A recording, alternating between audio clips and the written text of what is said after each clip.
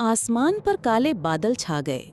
बारिश तेज हुई और हवा शोर मचाने लगी। छोटे परिंदे घबराकर घोंसलों में छुप गए। मगर शाहीन, वो बिल्कुल नहीं घबराया, बल्कि वो एक ऊंची चट्टान पर जा बैठा। अपने परों को फैलाया और हवा के मुखालिफ रुख पर डट गया। फिर अजब माजरा हुआ।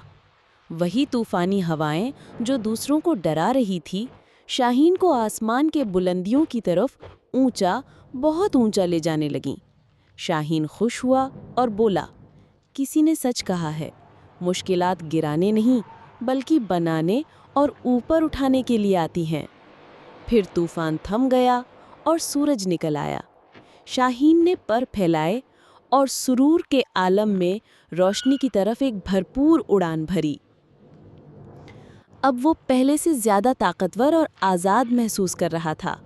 वो कह रहा था, ये कायनात कमज़ोर दिल वालों के लिए नहीं, बल्कि बहादुरों, हालात के सामने डट जाने वालों के लिए है। लिहाजा मुश्किल हालात में डट जाने वाले दुनिया के फातेह बनते।